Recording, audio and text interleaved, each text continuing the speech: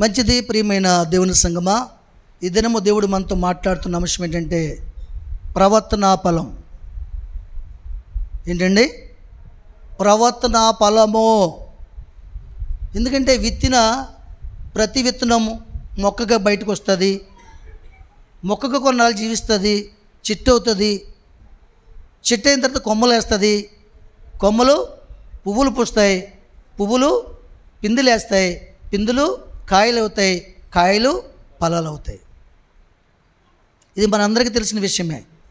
వాటన్నిటి మధ్య మనం నివసిస్తున్నాం. వాటి విత్తనాలు విట్టి వాటి ఫలాలు కూడా మనం పోషించి అనుభవిస్తున్నామా లేదా? అనుభవిస్తున్నాం. అలాగే ప్రతి జానికి కూడా ఫలం ఉంటుంది. ప్రతిదానికి కూడా ఒక ఫలం ఉంటుంది. కష్టపడిన వాళ్ళకి సాయంత్రం వేళకు ఫలం ఉంటుంది, ఉండదా? ఉంటుంది కదండి. అలాగే చదువుకునే వరకు ఫలం ఉంటుంది, ఉండదా?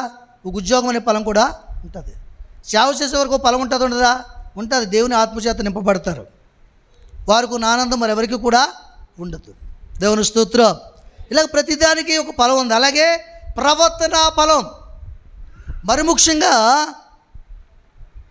చెట్టును పెంచేవారు, మొక్కను పెంచేవారు విత్తిన దగ్గర నుంచి కూడా అది ఫలం ఇచ్చే వరకు దాని గురించి బాధ్యత తీసుకుని దాన్ని పెంచి పోషించినప్పుడు ఆ ఫలాన్ని కోసుకోగలరు, లేకపోతే కోసుకుని అనుభవించలేరు. అవునా కదండి? అలాగే ప్రతి మనిషి కూడా ఏం చేసినా, చెడు చేసినా చెడు ఫలం కోసుకోక తప్పదు, మంచి చేసినా మంచి ఫలాన్ని కోసుకుంటాం, పగ అనే ఫలాన్ని హృదయంలో పెంచుకున్న పగనే కోసుకుంటాం. ప్రేమ అనే విత్తనం విత్తితే హృదయంలో ప్రేమ అనే పంటనే కోసుకుంటాం. ప్రతి ఒక్కరికి కూడా వారి యొక్క ప్రవర్తన బట్టి, వారి జీవితంలో కష్టపడిన కష్టాన్ని బట్టి, వారి కుటుంబం ప్రయాసపడిన ప్రయాసను బట్టి వారు గృహము కట్టుకుంటారు, మంచిగా తీర్చిదిద్దుకుంటారు, వారి కుటుంబం అంతటిని కూడా ఒక ఫలాన్ని పొందుకుంటారు. దేవునికి మహిమ కలుగును గాక. హల్లెలూయా. కనుక దేవుని సన్నిధానంలో మనం తెలుసుకోవాల్సింది ఏంటంటే, మనిషి మంచి చేసినా చెడు చేసినా దాని ఫలాన్ని పొందుకోక తప్పదు. ఈ సత్యాన్ని మనం తెలుసుకోవాలద్దా? తెలుసుకోవాలండి. అయితే ప్రతి మనిషిలోను కూడా క్రైస్తవేతరులు కావచ్చు, క్రైస్తవులు కావచ్చు, భక్తి కలిగిన వారు కావచ్చు, భక్తిహీనులు కావచ్చు, ఎవరైనా కావచ్చు, ప్రతి మనిషిలో చెడు మంచి రెండు ఉంటాయండి వా. కానీ ఆ మనిషి చెడుని ఎంచుకోవాలా మంచిని ఎంచుకోవాలా అన్ని విషయాల మీద ఆధారపడి ఉంటుంది అతని ఫలం. అవునా కదండి? అయితే సాధ్యమైనంత వరకు మనిషి ఎలాగా ఆ ఫలాన్ని ఎంచుకుంటాడంటే, తన విషయమే, తన పిల్లల విషయమే, తన కుటుంబ విషయం వచ్చినప్పటికీ మంచిగా ఉండాలని ఆలోచన చేస్తాడు. ఎదుటివారి విషయం వచ్చినప్పటికీ మంచిగా ఉండాలని ఆలోచన చేసుకోవాలి చాలా తక్కువ మంది. ఎవరూ లేరని అన్నాను, ఉన్నారు. ఎదుటివారి విషయం కోసం కూడా, ఎదుటివారి మేలు కోసం కూడా మంచిగా ఆలోచించే మనుషులు, భక్తులు లేకపోలేదు. అట్టివారు ఉండబట్టి ఇంకా ఈ భక్తిహీనులు, ఈ చెడుగా ఆలోచించేవారు, చెడు పనులు చేసేవారు కూడా వారితో పాటు వీరు కూడా జీవించే అవకాశం దేవుడే కలగజేస్తున్నాడు. దేవునికి మహిమ కలుగును గాక. చప్పట్లు కొట్టాలి మీరు, అలా మౌనంగా కూర్చుంటే కాదు. అవునగా చెప్పండి. మంచివారి మీద చెడ్డవారి మీద కూడా ఆయన కృపావర్షాన్ని కుమ్మరించి ఆయన ప్రేమని దేవుడు వెల్లడి చేసి మనందరి కొరకు విజ్ఞాపన చేస్తున్నాడు. దేవుని స్తోత్రం. హల్లెలూయా. కనుక ప్రతి మనిషి కూడా ప్రవర్తన ఫలము తప్పక అనుభవించాలి. చూద్దాం. ఇక్కడ సామెతల గ్రంథము 3వ అధ్యాయము 6వ వచనం చూడండి.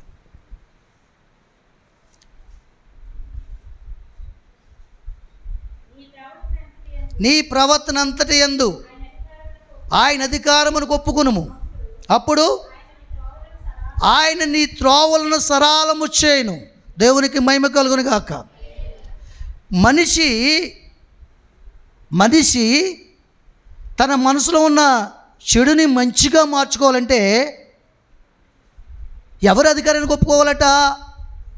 ఒక విశ్వాసి, ఒక దేవుడిని నమ్ముకున్న వ్యక్తి, భక్తిలో కొనసాగుతున్నటువంటి దేవుని పిల్లలైన వారు హృదయంలో చెడు ఉందనుకోండి, ఇంకా చెడుగానే జీవిస్తున్నారనుకో, ఆ చెడు మంచిగా మార్చబడాలంటే ఎవరు అధికారానికి ఒప్పుకోవాలంటే వీళ్ళు వారి నమ్మిన దేవుని అధికారానికి ఒప్పుకోవాలి.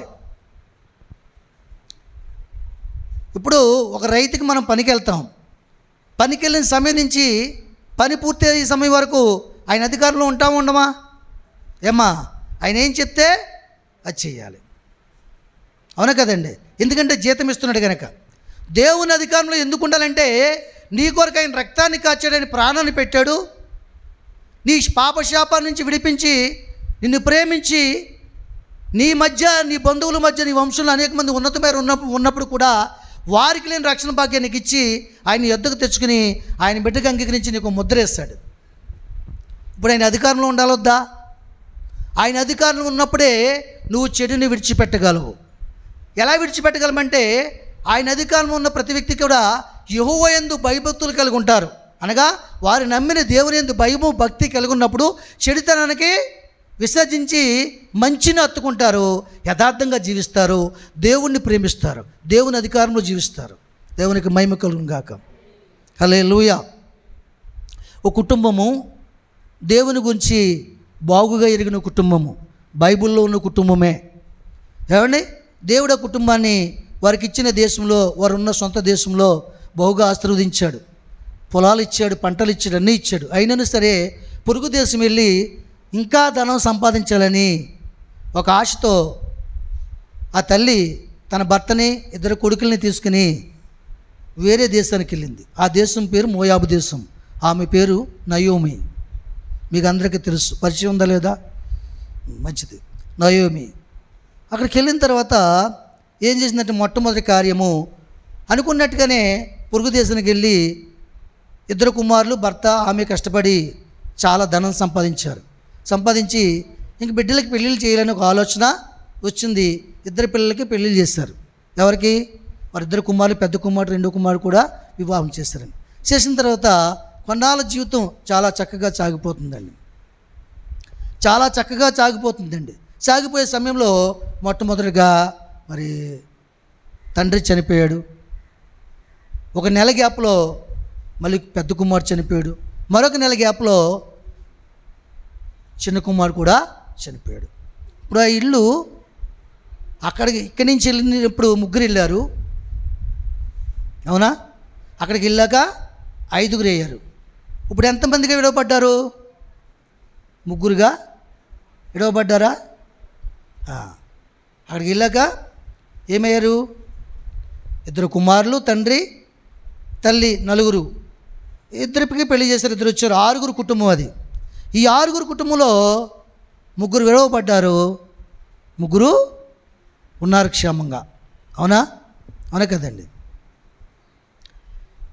ఈ కుటుంబము ఈ విధంగా జరగడానికి వాళ్ళ పరిస్థితుల కారణం ఏంటంటే దేవుని యెడల భయభక్తిని విడిచిపెట్టి ఉన్నదాంతో తృప్తి పొందకుండా, దేవుడిచ్చిన దాన్ని అభివృద్ధి చేసుకోకుండా, దురాలోచన, దుష్టాలోచన కలిగి పొరుగు దేశం వెళ్ళి అభివృద్ధి చెందనని దురాశతో ఆ దేశానికి వెళ్ళిన తర్వాత, ఆ దేశంలోకి వెళ్ళిన తర్వాత వాళ్ళు ఒక రకంగా అపవాది అభివృద్ధి చేశాడు. ఏది అభివృద్ధి చేశాడు? కుటుంబ పరంగా అభివృద్ధి చేశాడు. తర్వాత మళ్ళీ ఆ కుటుంబాన్ని కోల్పోయారండి. అప్పుడు నయోమి అంటది, మీరు మీ తల్లిదండ్రుల ఇంటికి వెళ్ళి వివాహం చేసుకుని మంచిగా జీవించండి, ఎందుకంటే మీకు మరలా నేను కుమారుని కనే పరిస్థితి నాకు లేదు. ఒకవేళ కన్నా మరి వాళ్ళు ఎదిగినంత వరకు మిమ్మల్ని నేను కాయలేను. మీ తల్లిదండ్రుల ఇంటికి వెళ్ళి మీరు క్షేమంగా ఉండని చెప్తే, ఇద్దరు వాళ్ళ పేరు ఒక వాళ్ళ పేరు ఓర్పా, ఒక వాళ్ళ పేరు రూతు. ఓర్పా అంటది, మొదట్లో ఇద్దరు అంటారు మేము అక్కడికి వెళ్ళమని, కానీ తర్వాత నయోమి వివరించి చెప్పిన తర్వాత అప్పుడు ఓర్పా వెళ్ళిపోవడానికి ఇష్టపడి తల్లిదండ్రుల ఇంటికి వెళ్ళిపోద్ది. రూతు కూడా అదే మాట చెప్తే ఆమె అయితే తన ప్రవర్తనని తన అత్తగారి దగ్గర కనబరిచింది. అప్పుడు ఆ ప్రవర్తన ఫలము ఎలాగా అనుభవించిందో మీకు చూపిస్తాను. దేవునికి మహిమ కలుగును గాక. చూడండి, అక్కడ రూతు గ్రంథము 2వ అధ్యాయము, రూతు గ్రంథము 2వ అధ్యాయము 10-11 వచనాలు చదవండి. అందుకు ఆమె సాగిలపడి తల వంచుకొని, ఇంకెవరు చదవకండి, ఏమి తెలిసి పరదేశునైన నాయందు లక్ష్యముచ్చినట్లు నీ కటాక్షం కలుగును అని చెప్పగా, బోయాజు, నీ పెనిమిటి మరణమైన తరువాత నీవు నీ అత్తకు చేసిందంతయు నాకు తెలియబడెను. నీవు నీ తల్లిదండ్రులను జన్మభూమిని విడిచి ఇంతకుముందు నీవు ఎరుగని జనమునొద్దకు వచ్చితివి. యెహోవా నీవు చేసిన దానికి ప్రతిఫలమిచ్చును. ఇశ్రాయేలు దేవుడైన యెహోవా రెక్కల క్రింద సురక్షితంగా ఉండినట్లు నీవు వచ్చితివి. ఆయన నీకు సంపూర్ణమైన బహుమానమునిచ్చునని ఆమెకు ఉత్తరం ఇచ్చాను. దేవునికి మహిమ కలుగును గాక. హల్లెలూయా. ఈ సందర్భం ఎవరి మధ్య జరుగుతుంది? రూతు బోయాజు మధ్య జరుగుతుంది. అంటే ముందు జరిగిన సందర్భంలోకి మనం వెళ్తున్నట్లయితే, ఎప్పుడైతే నయోమి ఈ మాట చెప్పిందో వార్ప వాళ్ళ తల్లిదండ్రుల ఇంటికి వెళ్ళిపోయింది. రూతు మాత్రం, నువ్వు మాత్రం నన్ను వెళ్ళిపోమని చెప్పొద్దు, ఎందుకంటే నువ్వెక్కడుంటే నేను అక్కడే ఉంటాను, నువ్వెక్కడ చనిపోతే అక్కడే చనిపోతాను, నీ దేవుడే నా దేవుడు, నువ్వు ఆకలితో ఉంటే నేను ఆకలితోటి ఉంటాను అని నన్ను వెళ్ళిపోమని మాత్రం చెప్పొద్దు అని బ్రతిమలాడుకుంది. అప్పుడు నయోమి తిరిగి మోయాబు దేశం నుంచి దేవుడు ఇచ్చిన దేశానికి వచ్చేసారు, స్వదేశానికి. వచ్చిన తర్వాత చాలామంది ఊరిలో వచ్చిన వారితో పలకరిస్తారు కదా, నయోమిని పలకరిస్తుంటే, నన్ను నయోమిని పలకరించకండి, నా జీవితం దేవుడు నాశనం చేశాడు, చేతికి అప్పగించాడు, నా కుటుంబాన్ని పాడు చేశాడని ఇలాగ మాట్లాడటం మొదలుపెట్టింది. అయినా సరే దేవుడి మాటలు వింటున్నాడు. రూతు యొక్క యథార్థమైన ప్రవర్తన కూడా కనిపెడుతున్నాడండి. అప్పుడు ఈ బోయాజు ఈ నయోమికి సమీప బంధువుడు. ఎప్పుడైతే ఈ విషయాలు ఈయన తెలిసాయో, వాళ్ళంత ముందే ఆ పొలాలన్నీ కొదువు పెట్టి వెళ్ళిపోయారు, తాకట్టు పెట్టి వెళ్ళిపోయారు. వాళ్ళకి జీవించడానికి ఆధారం లేదు. రాగానే మన కష్టంలో ఉన్నప్పుడు ఎవరింటికి వెళ్తాం చెప్పండి? అమ్మా, బంధువుల ఇంటికి అయితే వెళ్తాం, రక్త సంబంధం ఇంటికి వెళ్తాం కష్టంలో ఉన్నప్పుడు. అలాగే బోయాజు పొలంలోకి దగ్గరికి వెళ్ళినప్పుడు బోయాజు వారిని చూసి పనివారికి ఆజ్ఞాపించాడు, వారిని ఆటంకపరచొద్దు, రూతుకి పరగేరుకొనివ్వండి, కొన్ని పనులు విడిచిపెట్టండి, ఇలాగ చెప్పుకొచ్చాడు. ఇలాగ చెప్పుకొచ్చి రూతుని ఎంతగానో ఆదరించాడు. ఆదరించిన తర్వాత ఈ మాటలు వారి మధ్య సాగుతున్నాయి. అప్పుడు ఆయన దగ్గరికి వెళ్ళింది. ఎవరి దగ్గరికి? రూతు బోయాజు దగ్గరికి వెళ్ళింది. వెళ్ళి అందుకే ఆమె అంటుందంట, సాగిలపడి తల వంచుకుని. ఏం చేసింది వెళ్ళిన తర్వాత? అమ్మా, సాగిలపడి తల వంచుకుందంటండి. సాగిలపడడం అంటే ఏంటి? బోర్లుగా పడుకుని తన తలని ఆయన పాదాల దగ్గర పెట్టి తల వంచుకుని మాట్లాడుతుందంట. ఏమని మాట్లాడుతుంది ఆవిడ? ఏమి తెలిసి పరదేశం నాయందు లక్ష్యం వచ్చినట్లు నీకు కటాక్షం కలిగిన అని చెప్పగా ఏమంటుంది? నా గురించి ఏమి తెలుసని నువ్వు ఇంత కటాక్షం చూపించావు, ఇంత ప్రేమ చూపించావు అని దుఃఖ స్వరంతో, నలిగిన హృదయంతో ఆమె బోయాజు దగ్గర సాష్టాంగపడి అడుగుతుందండి. సాగిలిపడి అడుగుతుంది. అంటే అక్కడ ఏమనుకుందామే?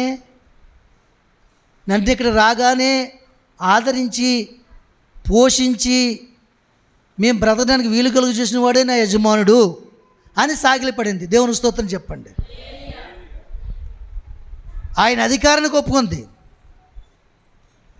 ఏమండి, అడిగినప్పుడు బోయాజు అంటున్నాడు, నీ పెనిమిటి మరణమైన తర్వాత నీవు నీ అత్తకు చేసిందంతయో నాకు తెలియబడిను. నీ పెనిమిటి మరణమైన తర్వాత నీవు నీ అత్తగా చేసిందంతా కూడా నాకు తెలిసింది. నీ ప్రవర్తన మంచి ప్రవర్తన, నువ్వు ప్రేమ కలిగిన దానవు, నువ్వు శరీరమును ప్రేమించిన దానవు కాదు, బంధుత్వాన్ని, బంధాన్ని, ఆత్మని, పెద్దలను గౌరవించే మనసు కలిగి ఉన్న దానివి. అందుకనే నీ జీవితము ఎప్పుడైతే నీ పెనిమిటిని పెళ్లి చేసుకున్నావో అప్పుడే ఆ కుటుంబంతో మరణ పర్యంతం వరకు ఉండాలని నువ్వు నిబంధన చేసుకున్నావు. నేను ఎరిగితిని. దేవుని స్తోత్రం. హల్లెలూయా. ఇక్కడ నువ్వు ఎప్పుడైతే దేవుణ్ణి నమ్మావో, నీ బాధలోంచి దేవుడు ఎప్పుడైతే ఆదరించాడో, దేవుని ద్వారా సాక్ష్యాన్ని పొందుకున్నావో, నీ బ్రతుకు కాలం అంతా కూడా సాగిలిపడి ఆయనకు లోబడవలసిన బద్దులమై ఉన్నాం. దేవుని స్తోత్రం. అలాగ నువ్వు చేసినప్పుడు నీ చేతులు దేవుడు నింపుతాడు. ఈ ఆధారం లేకుండా వచ్చిన వారికి ఆధారమయ్యడం లేదా? ఆధారమయ్యడం లేదా? ఆధారమయ్యడండి. ఇక ఈవిడ దగ్గర, బోయజ్ దగ్గర ఏ సాక్ష్యం ఉంది? ఈవినికి మంచి సాక్ష్యం కదా, మంచి ప్రవర్తన. ఒక్క మాట కూడా అనలేదంట. ఒక నెలలోనే చనిపోయేవాడికి మమ్మల్ని మోసగించి పెళ్లి చేసావా? మా జీవితాలను పాడు చేద్దాం అనుకున్నావా? మా తండ్రి ఆస్తిని కట్నంగా తెచ్చుకుని అనుభవిద్దాం అనుకున్నారా మీరు అని అంటే మనుషులు లేరా ఈ లోకంలో? కానీ ఒక్క మాట కూడా మాట్లాడలేదటండి. ఒకవేళ కుటుంబీకులు, రక్త సంబంధికులు, తల్లిదండ్రులు, అందంలో ఎవరైనా వచ్చి మాట్లాడడానికి ప్రయత్నం చేస్తే వెనక నుంచి చైకి చేసిందంట, ఎవరును నోరు మెదపొద్దు. మీరు ఎప్పుడైతే నా ఇంటికి పంపించారో, ఈ ఉన్న ఒక్క మనిషి నా తల్లి, నా తండ్రి, నా భర్త. కాబట్టి మీరు ఇక నా గురించి మాట్లాడడానికి మీకు అధికారం లేదు అన్న సంగతిని, ఆమె మనసులో ఉన్న మౌన స్థితిని ఆమె చేతి ద్వారాగా తెలియజేసింది. దేవుని స్తోత్రం. ఈ సంగతులన్నీ బోయజుకి తెలిసాయి. ఆయన అంటున్నాడు, నీ ప్రవర్తన, నీ అత్త విషయంలో నువ్వు చేసినటువంటి ప్రవర్తన, మాట తీరి, ఆవిడ చేసిన సేవ, వచ్చేటప్పుడు ఆవిడ బాధలో బాధ పంచుకోవడం, ఆవిడ నలిగిపోతుంటే బలపరచడం, ఇవన్నీ కూడా నాకు తెలుసు. మీరు అనుకుంటారేమో దేవుడు తెలియట్లేదని అనుకుంటారేమో. మన సమస్తమైన తెలుసు. ఏమండి, మనకు కూడా తెలుసు. దేవుడి సందుగా ఆదివారం ఎగ్గొట్టడం తప్పని తెలియదా? మనకి తెలీదా? తెలుసు. దశంభాగం ఇవ్వకుండా మానేయడం అది ఆశీర్వాదం కాదని తెలియదా? మనకి తెలుసు. ఏమండి, రేయి మొదటి జామున మన బిడ్డల కొరకు ప్రార్థన చేయడం తప్పని తెలియదా? మనకి తెలుసు. అయినను ప్రార్థన చేయ. ఏమండి, శుక్రవారం దేవుని సన్నిధికి రాకపోవడం తప్పని తెలియదా? నేరమని తెలియదా? ఏమ్మా, తెలుసా తెలీదా? తెలుసు.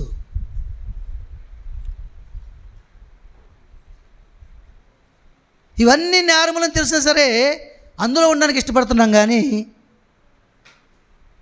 ఆ తప్పును తెలుసుకుని సరిచేసుకుని దేవుని సన్నిధిలో ఆశీర్వదింపబడడానికి ఇష్టపడలేదు. దేవుని స్తోత్రం. ఎలాగూ దేవుని ఆశీర్వాదాలు పొందుకుంటాం? ఈమె ప్రవర్తన బోయాజ్కి ఎలాగైతే తెలియపరచబడి ఉందో, మన ప్రవర్తన, మన భక్తి దేవుని తెలియపడదా? ఎలాగ ఆశీర్వదిస్తాడు దేవుడు మనల్ని? ఒకవేళ ఆశీర్వదిద్దాంలే పోనీసారికి నెక్స్ట్ అయినా సరి చేసుకుంటుందేమో దేవుడు ఆశీర్వాదాలు పట్టుకుని వస్తుంటే అపవాదం వస్తాడు.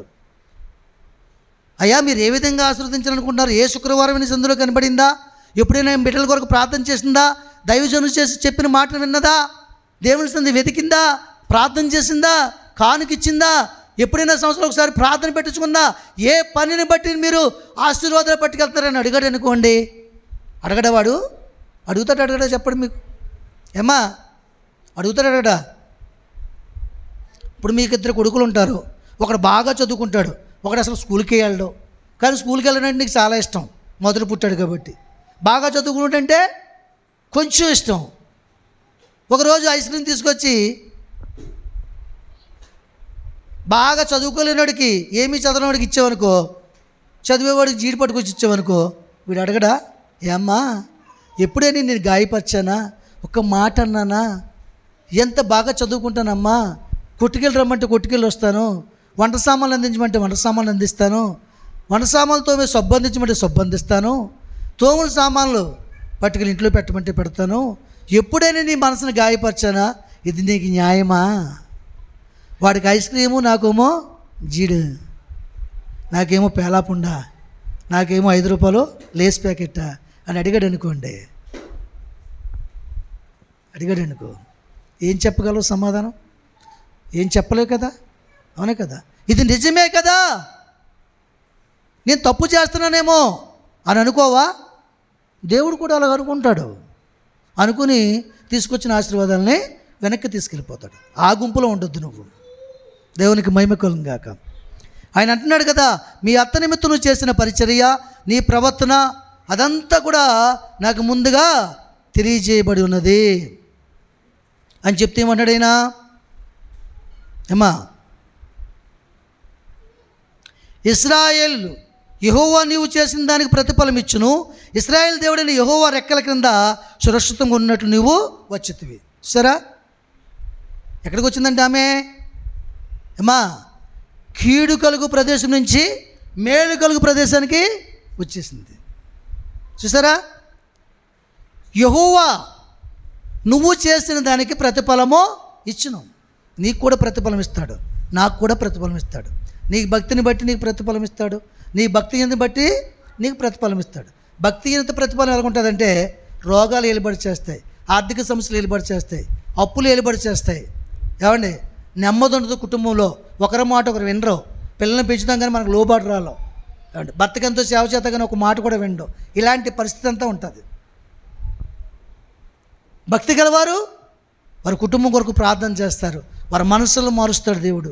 వారి ప్రవర్తన ఫలాన్ని ఏం చేస్తారు, వారి ప్రవర్తన బట్టి మార్పు లేని పురుషుడికి మార్పు కలిగించినట్లుగా ఓర్పు సహనంతో వారు జీవించగలరు. ఇప్పుడు వచ్చావు నువ్వు, ఇప్పుడు వచ్చావు ఎక్కడికి? యెహోవా రెక్కల క్రింద సురక్షితంగా నివసించే స్థలానికి నువ్వు చప్పలు కొట్టండి.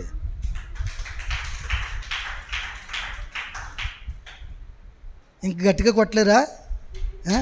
చెప్పండి, ఇంకా బిగ్గరగా కొట్టండి, చేతులెత్తి స్తోత్రం చెప్పండి. ఇప్పుడు ఎక్కడికి వచ్చావో తెలుసా? వారం అంతా తిరిగి తిరిగి తిరిగి తిరిగి నెమ్మది లేక క్షేమం లేక యెహోవా రెక్కల క్రింద సురక్షితమైన స్థలమునకు వచ్చావు. ఇక్కడే నీకు నెమ్మది, ఇంకా దీన్ని విడిచిపెడితే నీకు నెమ్మది ఏంటి? నెమ్మది కలిగిన ప్రదేశాన్ని విడిచిపెట్టి ఎక్కడికో వెళ్ళింది మోయాబు దేశం. ఆ దేశంలో కఠినమైన రాళ్ళు, పంటలు లేవు, కఠినమైన మనసులు కలిగిన మనుషులు, జాలి లేదు, ప్రేమ లేదు. వారి బిడ్డలను వాళ్ళే మోయవలసి వచ్చింది పొరుగు దేశంలో. వారు ఆకలితో ఉంటే ఒక చెంబుడు నీళ్ళు తెచ్చుకుని నలుగురు పంచుకుని తాగవలసిన దినాలు కూడా గడిపారని నేను తలుస్తున్నాను ఆత్మీయంగా. మీకు ఒక మనవి చేస్తున్నాను, 2 చేతుల దండం పెడుతున్నాను. నిజంగా పొరుగు దేశం వెళ్ళి సంపాదించుకోవాలన్న ఆలోచన మాత్రం మానేయండి దయచేసి. ఎందుకంటే నెమ్మది ఉండదు. ఇదే సాక్ష్యం మనకి, అవునగా చెప్పండి. రూతు కుటుంబమే సాక్ష్యం, నయోము కుటుంబమే సాక్ష్యం. దేవుడు నీకు ఇచ్చిన దేశములో, నీకు ఇచ్చిన సంఘములో, నీకు ఇచ్చినటువంటి గ్రామములో, నీకు ఇచ్చిన ఇంటిలో, నీకు ఇచ్చినట్టు దేవుని స్థలములో నీవు అభివృద్ధి చెందలేవా? చెందగలవు. ఎప్పుడంటే నీ ప్రవర్తన మార్చుకుని దేవుని మీద ఆధారపడినప్పుడు. నువ్వెక్కడ పోగొట్టుకున్నావో అక్కడ నువ్వు వెతకాలి, అక్కడే వెతకాలి. నువ్వు ఎక్కడ వెతికినా దొరకదు, ఎక్కడ వెతికినా దొరకదు. ఈయనేమంటాడు? ఈయన నీ ప్రవర్తన ఫలము దేవుడు నీకు ఇస్తున్నాడు. ఇప్పుడు మీ ప్రవర్తన గురించి నేను విమర్శించక్కర్లేదు, నా ప్రవర్తన గురించి మీరు కనిపెట్టక్కర్లేదు. మన ఇద్దరి ప్రవర్తన కనిపెట్టేవాడు ఒకడు ఉన్నాడు. ఒకడంటున్నాడు ఏంటి? దేవుడిని అనుకుంటున్నారుగా, దేవుడిని కాదు, దేవుడి కంటే ముందుగా కనిపెట్టేవాడు ఒకడున్నాడు. వాడు అపవాది, వాడు సైతాను. మంచి మనసులను, మంచి మనుషులను, ఆత్మ సంబంధంగా ఎదిగేవాడిని కలిపి చెరిపి వాడు పాడు చేసి దేవుని చూపించిన వేడకి ఇష్టం. పాపం దేవుడు అనుకుంటాడు, పడిపోతున్నారు పట్టుకుందాం, జారిపోతున్నారు లేవనెత్తుదాం, కృంగిపోతున్నారు కృప చూపించి వాళ్ళని బలపరుద్దాం అని దగ్గరికి వస్తుంటే వాళ్ళ దగ్గర ఏముందని లేవనెత్తడానికి వెళ్తున్నావు నువ్వు? నీ యందు విశ్వాసం ఉందా? భక్తి ఉందా?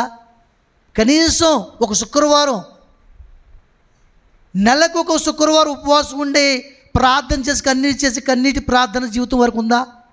ఏముందని వారి దగ్గరికి పట్టుకెళ్తున్నాను? ఏముందని నువ్వు లేవనెత్తున్నావు? అందుకే మనం లేవనెత్తలేకపోతున్నాం. అందుకే మన పరిస్థితిని మనం లేవలేకపోతున్నాం. ప్రవర్తన ఫలం ఖచ్చితంగా అనుభవించాలి, నీవైనా నేనైనా. ఆయన అంటున్నాడు కదా, నీ అత్త నిమిత్తం నువ్వు చేసిన పరిచర్య, ప్రవర్తన ఫలాన్ని నువ్వు ఏం చేస్తున్నావు? యెహోవా నువ్వు చేసిన దానికి ప్రతిఫలం ఇచ్చును. నీ భక్తిహీనతను బట్టి నీకు ప్రతిఫలం ఇస్తాడు, భక్తిని బట్టి కూడా ప్రతిఫలం ఇస్తాడు. పోయిన శుక్రవారం మాట్లాడాడు దేవుడు, భక్తిహీనులకు వచ్చే ఫలం ఏంటో మాట్లాడాడు లేదా? పోయిన శుక్రవారం మాట్లాడాడు దేవుడు. ఆ ఫలాలన్నీ శుభ్రంగా తినండి. మాట్లాడాడు కదా దేవుడు, మాట్లాడాడండి. ఆయన ఆఖరికి ఒక మాట చెప్తున్నాడు, నువ్వు ఎక్కడికి వచ్చావో తెలుసా? నువ్వు ఎక్కడ ఏ స్థలంలో ఉన్నావో తెలుసా?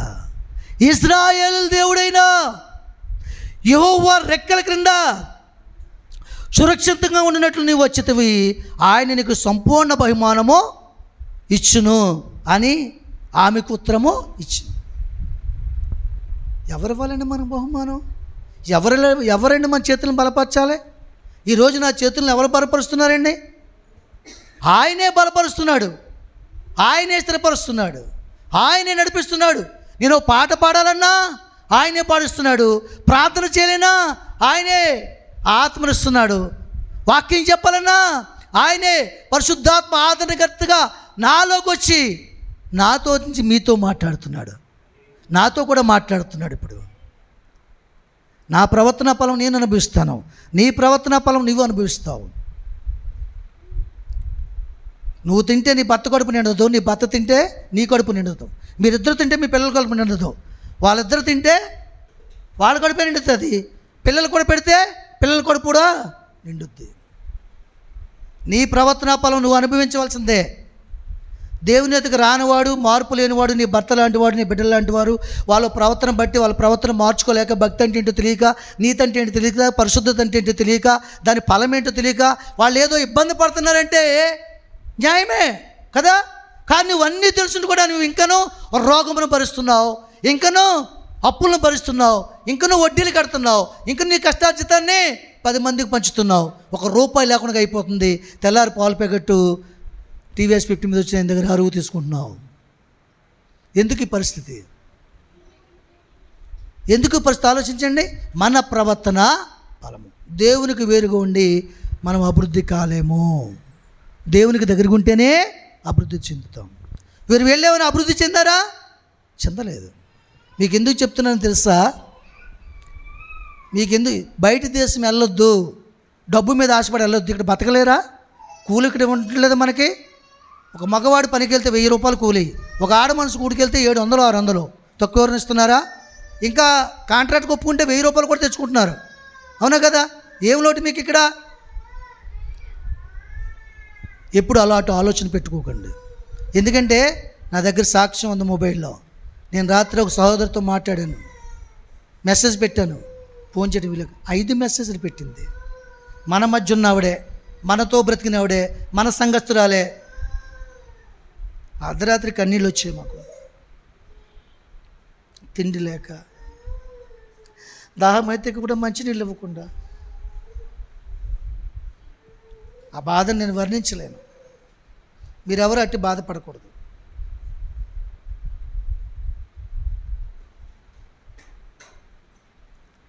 మేస్త్రమ్మని బట్టి చప్పట్లు కొట్టండి ఒకసారి. మేస్త్రం గారిని బట్టి చప్పట్లు కొట్టండి.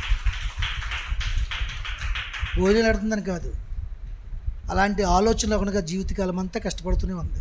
అవునా? శారం గారిని బట్టి స్తోత్రం చెప్పండి. చంద్రరావుని బట్టి స్తోత్రం చెప్పండి. మరి అంతే కదా, అలాంటి ఆలోచన అతను కూడా లేదు. ఇప్పుడు ఒక రకంగా చెప్పుకోవాలంటే సరస్వతి కంటే చంద్రరావే యోగ్యుడు సలోమి కంటేని. అవునంటారు కాదంటారు మీరు? ఏమ్మా మీకు రావు, రేపు మళ్ళీ అవునంటే రేపు పొద్దుంటే మానేతాం మనం అని. అవునా? ఇప్పుడు ఎవరు సందులో ఉన్నారో? యెహోవా రెక్కల కింద ఎవరున్నారో? ఎవరున్నారు? చంద్రరావు గారు ఉన్నారు. సరస్వతి గారు ఎక్కడ ఉన్నారు? నర్సింగ్ హోమ్లో ఉన్నారు. ఇప్పుడు ఎవరు యోగ్యులు? ఎవరు యోగ్యులు? ఆయన యోగ్యుడు. ఎంత భయంకరమైన పరిస్థితి. భర్త రాలేదు ఎందుకంటే ఒక న్యాయం ఉంది. భార్య రాలేదు, మార్పు చెందిన భార్య రాలేదని న్యాయం ఉందా? వాళ్ళని అవమానపరచడానికి మాటలు చెప్పట్లేదు నేను. మన మధ్య ఒక నీతిని చూపించడానికి, పరిశుద్ధాత్మ తాకిని కలగజేయడానికి, మధ్య మౌనానికి సరిచేసుకోవడానికి ఒక కుటుంబాన్ని దేవుడు ఎన్నుకున్నాడని మీరు అనుకోవాలి తప్ప ఒకరిని కించపరుస్తున్నారు, ఒకరిని గొప్ప చేస్తున్నారు అనుకోవద్దు. నిజంగా దేవుడు కించపరుస్తారు. సత్యమే చెప్తున్నాను. ఎవరైతే రారో, ఎవరైతే దేవుడిని నిర్లక్ష్యం చేస్తారో, ఎవరైతే వారి సొంత కష్టార్జన నమ్ముకుని ముందుకెళ్ళిపోతారో వాళ్ళని దేవుడే కించపరుస్తాడు. నన్ను గనపరచేవారిని నేను గనపరుస్తాను అంటున్నాడా లేదా? అంతేగా నేను కావాలని చెప్పట్లా. మీరేం చెప్తారంటే సరస్వతి అలాగే వెళ్తున్నప్పుడు ఇంట్లోకి పిలిచి కూర్చోబెట్టి ఒక లడ్డు 2 అట్టిపళ్ళు ఇచ్చి తింటున్నప్పుడు, అక్క ఎందుకక్క ఆదివారం పనికి వెళ్ళిపోతున్నావు, వచ్చి ఆదివారం నుంచి వచ్చేయక్క అని నెమ్మదిగా చెప్పొచ్చు కదా పాస్టర్ గారు. ఈ నలుగురి మధ్య చెప్తాడా అని అనుకోవద్దు. ఎందుకంటే దేవుడు ఏం చెప్తున్నాడు? మీరు ఒంటరిగా చేసిన దాన్ని అనేకుల మధ్య కనపరుస్తారు, చీకట్లో చేసిన దాన్ని వెలుగులో చూపిస్తాను. వాక్యం అబద్ధమా? చెప్పండి. ఒకవేళ అలాగనే నాకు ఆవిడలో భయం వస్తుందా? వాక్యం ఏం చెప్తుంది? తప్పు చేసిన వాడిని, మీలో త్రాగుబోతులు కానీ, తిట్టుబోతులు కానీ, ఎవరైనా దుర్వ్యాపారం చేసేవాళ్ళు కానీ, దేవునికి విరోధంగా జీవించేవారు ఎవరైనా ఉంటే వారి సంఘం మధ్య గద్దించమని చెప్తుంది. ఇతరులకు భయం వస్తుంది, వాళ్ళు చర్చ చేసుకుంటారని చెప్తుంది. దేవుని స్తోత్రం చెప్పండి. చెప్పలు కొట్టండి మరొకసారి. హల్లెలూయా. కాబట్టి నీ ప్రవర్తన ఫలాన్ని నువ్వు అనుభవించుతావు. ఈ దినము దేవుడు మనతో మాట్లాడుతున్నాడు ఏంటంటే ప్రవర్తన ఫలము. నువ్వు చెడు చేస్తే చెడు ఫలం అనుభవించాలి, మంచి చేస్తే మంచి ఫలం అనుభవించాలి. కాకరపోత వేసామనుకో కాకరకాయలే కాతుంది, వండుకుంటే చేదు వస్తుంది. అవునగా చెప్పండి. మామిడికాయలు చెట్టు వేసామనుకో పులుపు వస్తుంది. అనుగా చెప్పండి. అరటికాయ వేసామనుకో అరటికాయ వండుకుంటే తీపి వస్తుంది. వస్తుంది కదా. అలాగే ఏ ఫలాన్ని కోసే పరిస్థితి మన చేతిలోనే ఉంది. దేవునికి మహిమ కలుగును గాక. హల్లెలూయా, హల్లెలూయా. కనుక